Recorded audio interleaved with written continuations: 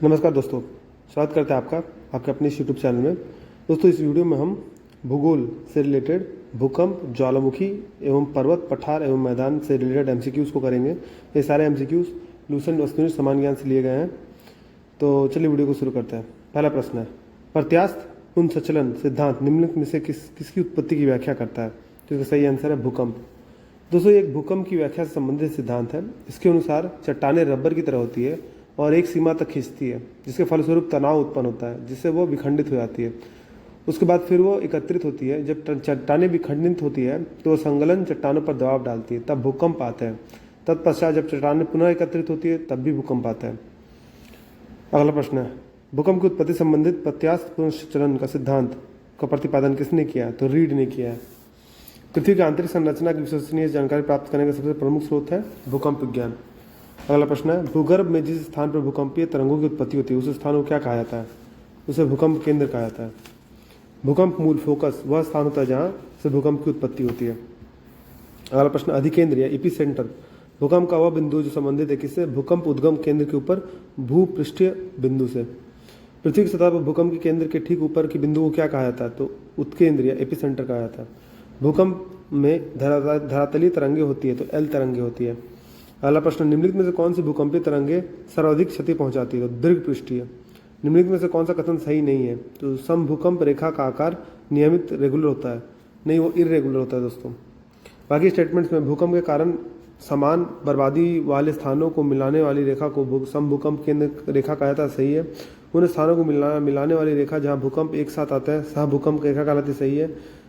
भूकंपीय तरंगे को अंकित करने वाला यंत्र सिस्मोग्राफ करता है, ये भी सही है। अगला प्रश्न, निम्नलिखित में से कौन सा कथन सही नहीं है? तो इनमें से कोई सही नहीं है, तो ये कथन गलत है, यानी कि इसमें से सारे के सारे कथन सही है। तो रिक्टर स्केल भूकंप की तीव्रता मापने का यंत्र है, बिल्कुल सही है। रिक्टर स्केल एक लोगारिथमिक स्केल होता है, बिल्कुल सही है। ये स्केल भूकंप की ऊर्जा को मापता है, ये भी सही है। अगला प्रश्न, अंतःसागरीय भूकंपों द्वारा उत्पन्न समुद्री लहरों को क्या कहा जाता है? सुनामी कहा जाता है। सुनामी का मुख्य कारण निम्नलिखित में से कौन सा है? तो भूकंप है। अगला प्रश्न, विश्व का सर्वाधिक यानी 63% के लगभग भूकंप निम्न में से किस पेटी में आते हैं? तो परिप्रशांत महासागरीय पेटी में। भूकंपों का प्रभाव महाद्वीपीय भागों के अतिरिक्त महासागरीय भागों पर भी पड़ता है और इससे महासागरों में भयंकर लहरें उत्पन्न होती है। इन लहरों को किस नाम से जाना जाता है? सुनामी के नाम से जाना जाता है। सुनामी किस भाषा का शब्द है? जापानी। किस देश में भूकंप से उत्पन्न विनाशकारी समुद्री तरंगों को सुनामी कहते हैं? जापान। अगला प्रश्न, तरल पदार्थों से होकर ना गुजर सकने वाली भूकंपीय लहर कौन सी है? तो एस। रिक्टर स्केल का प्रयोग किसके मापने के लिए किया जाता है? भूकंप की तीव्रता। अगला प्रश्न, सिस्मोग्राफ किसे मापने के काम में लाया जाता है? भूकंपीय तरंगों को। अगला प्रश्न, सिस्मोग्राफ किसका विज्ञान है? तो भूकंप का। सिस्मोग्राफी समान भूकंपीय तीव्रता अर्थात समान बर्बादी वाले स्थानों को मिलाने वाली रेखा को क्या कहा जाता है? समभूकंप रेखा। किसी क्षेत्र के उन स्थानों को मिलाने वाली रेखा जहाँ भूकंप एक साथ अनुभव किया जाता है कहलाती है सह भूकंप रेखा। समभूकंप रेखा यानी आइसोसिस्मल लाइन का आकार प्रायः होता है अनियमित होता है। भूकंप का कारण है क्या है? टेक्टोनिज्म है। अग्निवलय यानी सर्किल ऑफ फायर प्रशांत महासागर के उस विशाल क्षेत्र को कहते हैं जहां कुल भूकंप का 68% भूकंप आता है। निम्नलिखित में से कौन सी घटना धरातल पर नहीं घटित होती? तो सुनामी समुद्र में घटित होती है। निम्नलिखित में से कौन सी अनुमेय प्राकृतिक आपदा है? तो भूकंप। निम्नलिखित में से कौन सा एक एशिया के पूर्वी सीमांतों में होने वाले भूकंपों का कारण बताता है? तो एशियाई प्लेट के नीचे पैसिफिक प्लेट का अवगमन। अब दोस्तों, हम लोग ज्वालामुखी से रिलेटेड कुछ एमसीक्यूज करेंगे। तो पहला प्रश्न है, निम्नलिखित में से किसे प्रकृति का सुरक्षा वाल्व कहा जाता है? तो ज्वालामुखी को। ज्वालामुखियों के बारे में निम्न में से कौन सा कथन सत्य है? तो उपयुक्त सभी है। यह जो पृथ्वी की क्रस्ट की एक नली होती है जिसके माध्यम से भूगर्भ की पिघली चट्टानी मैग्मा या अन्य पदार्थ बाहर आता है। अक्सर इनकी नली के चारों ओर गोल कीपाकार पहाड़ी अथवा पर्वतीय भाग का विस्तार हो जाता है। ज्वालामुखी जागृत, प्रसुप्त या शांत अथवा मृत 3 प्रमुख प्रकारों में वर्गीकृत किया जाता है। तो सभी स्टेटमेंट सही है। निम्नलिखित में से कौन सा ज्वालामुखी के उन 3 वर्गों में शामिल नहीं है जो उनके उद्भव की आवृत्ति के आधार पर वर्गीकृत किए गए? तो यौगिक ज्वालामुखी। किस ज्वालामुखी में अक्सर उद्गार होती रहती है? तो जागृत ज्वालामुखी। किस ज्वालामुखी में ऐतिहासिक काल से उद्गार नहीं हुए हैं? तो मृत ज्वालामुखी। लंबे समय तक शांत रहने के पश्चात विस्फोट होने वाला ज्वालामुखी क्या कहलाता है? सुषुप्त ज्वालामुखी। पृथ्वी की पपड़ी यानी अर्थ क्रस्ट की ठोस चट्टानों के नीचे जो पिघला हुआ पदार्थ होता है जो कभी कभी ज्वालामुखी के उद्गार के साथ धरती के ऊपरी तल पर आता है उसे क्या कहते हैं? मैग्मा कहते हैं। पेले अश्रु यानी पेले स्टीयर की उत्पत्ति कब होती है? तो ज्वालामुखी उद्गार के समय। ज्वालामुखी में जलवाष्प के अलावा मुख्य गैसें होती है? तो कार्बन डाइऑक्साइड, हाइड्रोजन और नाइट्रोजन। ज्वालामुखी उद्गार के फलस्वरूप प्राप्त लावा एवं धरातलीय चट्टानों के टुकड़े को सम्मिलित रूप से क्या कहा जाता है? तो पायरोक्लास्ट कहा जाता है। क्रेटर एवं काल्डेरा स्थलाकृतियों निम्नलिखित में से किससे संबंधित है? ज्वालामुखी क्रिया से। निम्नलिखित में से कौन सी स्थलाकृति ज्वालामुखी क्रिया संबंधित नहीं है? तो फियोर्ड संबंधित नहीं है। तो क्रेटर, काल्डेरा और गेसर ये तीनों संबंधित हैं। किस स्थलाकृति का निर्माण ज्वालामुखी क्रिया से नहीं होता है? तो विसर्प का, क्योंकि लावा पठार, लावा मैदान, सिल एंड डाइक, इसका निर्माण ज्वालामुखी से होता है। डाइक क्या है? ज्वालामुखी निर्मित आंतरिक स्थलाकृति। काल्डेरा संबंधित है ज्वालामुखी से। वह कौन सा महाद्वीप है जहाँ एक भी ज्वालामुखी नहीं है? तो ऑस्ट्रेलिया। अगला प्रश्न है, अग्नि विलय सर्किल ऑफ फायर किसे कहा जाता है? इसका सही आंसर है प्रशांत परिमेखला को। लेकोलिथ संबंधित है किसे? ज्वालामुखी से। पेन पॉट के विषय में कौन सा कथन सत्य है? तो उपयुक्त सभी, यानी ज्वालामुखी क्षेत्रों का एक क्षेत्र जिससे गर्म एवं गहरे रंग का द्रव्य कीचड़ मड़ बाहर निकलता है। इसके साथ समानता गेसर पाया जाता है। पेंट पॉट यूएसए के येलोस्टोन नेशनल पार्क में पाया जाता है। अगला प्रश्न, विश्व में सर्वाधिक जागृत ज्वालामुखी कहाँ स्थित है? तो प्रशांत महासागर के आसपास।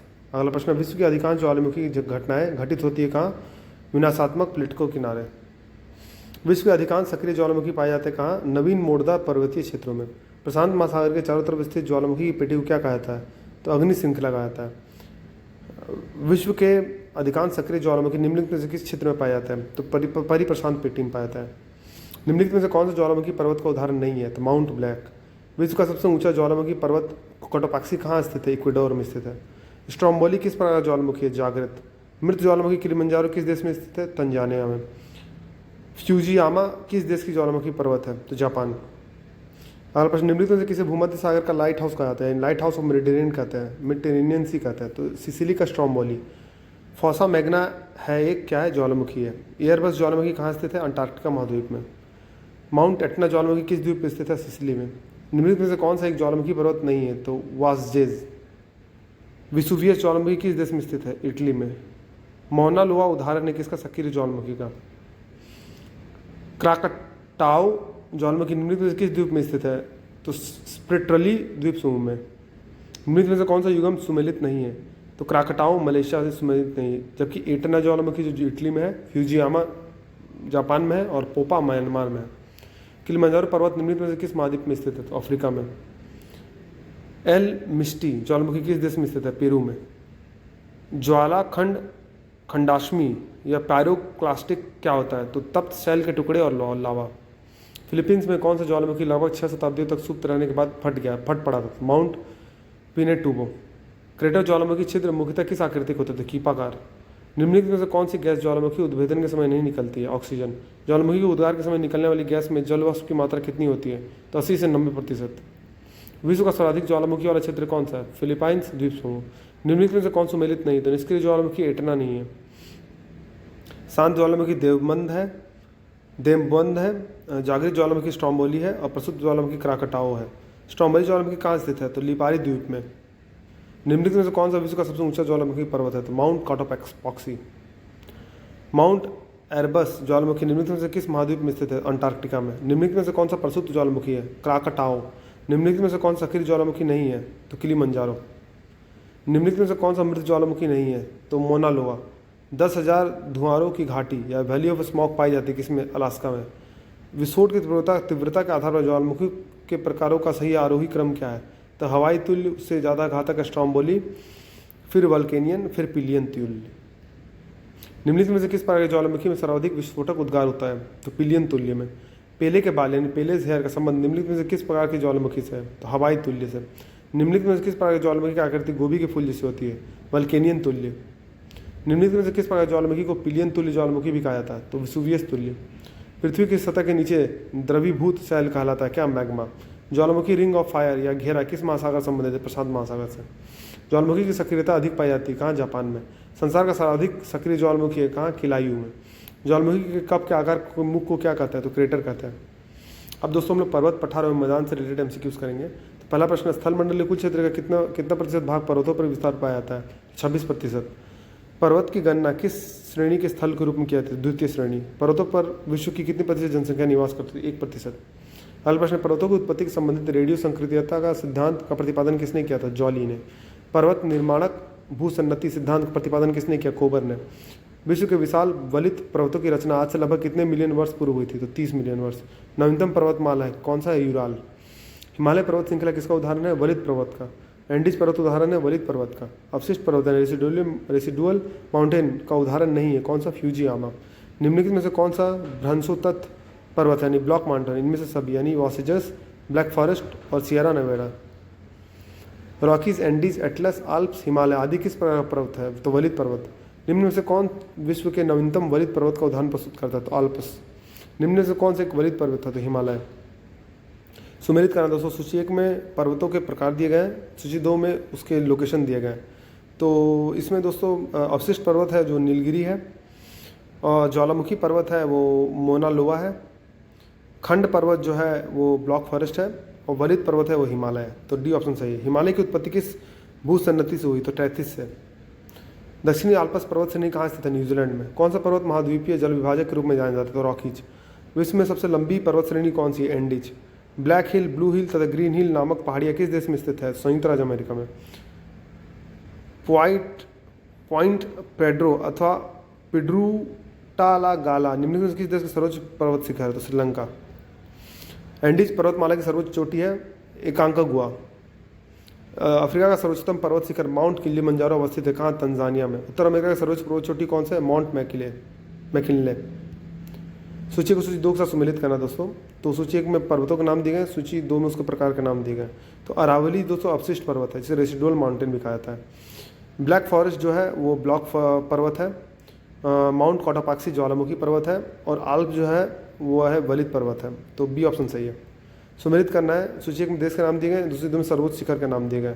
तो अर्जेंटीना का सर्वोच्च शिखर एकांकागुआ है जो दक्षिण अमेरिका में है। इक्वाडोर जो है उसका चिम्बराजो है। तंजानिया जो है किलिमंजारो है, सी का 1।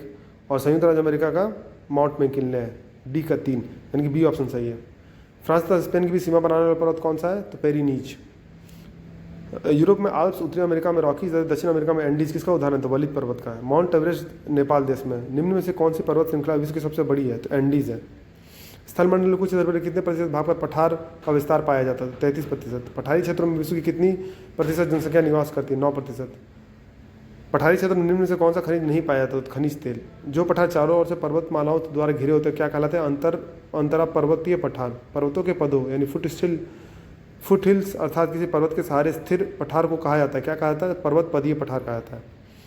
निम्नलिखित में से किस पठार को अंतर पर्वतीय पठार की श्रेणी में नहीं रखा जाता है? तो छोटा नागपुर का पठार। अंतर पर्वतीय पठार का उदाहरण नहीं है तो पेटागोनिया का पठार। निम्नलिखित में से कौन सा एक पर्वत पदीय पठार है? तो पेटागोनिया का पठार। मसेटा का पठार निम्न में से किस देश में स्थित है? तो स्पेन एवं पुर्तगाल में। टेलीग्राफिक पठार निम्न में से कहाँ स्थित है? उत्तरी अटलांटिक महासागर में। विश्व का सर्वाधिक ऊंचा पठार निम्न में से कौन सा है? तो तिब्बत का पठार। पोटवार पठार निम्न में से किस देश में स्थित है? पाकिस्तान में स्थित है। लोयस पठार स्थित है कहाँ? चीन में। सूची 1 को सूची 2 से सुमेलित करना। सूची 1 में 200 पठार के नाम दिए गए, सूची 2 में संबंधित देश के नाम दिए गए। तो अंतोलिया का जो पठार है वो तुर्की में है। अबसीनिया का जो पठार इथोपिया में है। मसेटा का पठार स्पेन में है, और एशिया माइनर का पठार ईरान में है। तो ये ऑप्शन सही है। तिब्बत का पठार निम्न में से कहाँ स्थित है? हिमालय पर्वत तथा क्यूनलून के मध्य। लोयस का पठार है पवनकृत है। निम्नलिखित में से किसे विश्व की छत कहा जाता है? तो पामीर के पठार को। तुर्की में अंतोलिया का पठार निम्न किन पर्वत श्रेणियों के मध्य स्थित है? पोंटिक और टारस। रांची का पठार निम्नलिखित में से क्या है? तो एक उत्थित पेनी प्लेन है। बोलीविया का पठार निम्न में से किस धातु के सर्वाधिक खनन किया जाता है? तो टिन का। स्थलमंडल कुछ क्षेत्र कितने प्रतिशत भूभाग पर मैदान का विस्तार पाया जाता है? तो 41%। मैदान की गणना किस श्रेणी के स्थलों के रूप में किया जाता है? द्वितीय श्रेणी के स्थलों के रूप में। विश्व में उत्पन्न होने वाली फसलों तथा खाद्य वस्तु का लगभग कितना प्रतिशत भाग मैदानों में उपजाया जाता है? 85%। विश्व की कुल जनसंख्या कितना प्रतिशत हिस्सा मैदानों में निवास करती है? तो 90%। निम्नलिखित में से किस स्थल रूप को सभ्यता का पालना कहा जाता है? मैदान को। उत्तरी पश्चिमी चीन का लोयस मैदान किस प्रकार के जमाव से बना है? तो रेत एवं धूलकणों के जमाव से। पवन अपरदित मैदान में यत्र तत्र पाए जाने वाले प्रतिरोधी चट्टानों के अवशिष्ट टीलों क्या कहा जाता है? तो इंसेलबर्ग कहा जाता है। कास्ट मैदानों में यत्र तत्र स्थित अवशिष्ट टीलों क्या कहा जाता है? तो ह्यूमस कहा जाता है। नदी अपक्षरित मैदान तथा संप्राय मैदान पेनी प्लेन में यत्र तत्र पाए जाने वाले प्रतिरोधी चट्टानों के अवशेषों को क्या कहा जाता है? तो मोनोडनाक कहा जाता है। मोनिडनाक। संप्राय मैदान यानी पेनी प्लेन का निर्माण किस क्रिया द्वारा होता था? नदी के द्वारा। पेड़ी प्लेन मैदान निर्माण किस क्रिया द्वारा होता था? तो पवन के द्वारा। निम्नलिखित में से किस देश में लोयस के मैदान नहीं पाया जाता? कंबोडिया में। निम्नलिखित पर्वतों में से कौन सा जर्मनी में अवस्थित है? तो ब्लैक फॉरेस्ट। पेनाइन यूरोप, अल्पसेशियन अमेरिका और अरावली भारत का उदाहरण है कि किस प्रकार की पर्वत श्रेणी के उदाहरण है? तो पुरानी पर्वत श्रृंखला के। निम्नलिखित पर्वतों में से कौन सा राइन नदी के किनारे अवस्थित है? तो ब्लैक फॉरेस्ट। पर्वतों को उनके प्राकृतिक अंतरालों को क्या कहा जाता है जो मार्ग बन जाते हैं? दर्रा। कौन सा सबसे ऊंचा पर्वत है? Mount Everest. दोस्तों वीडियो में बने रहने के लिए धन्यवाद। मिलते हैं आपसे अगले वीडियो में।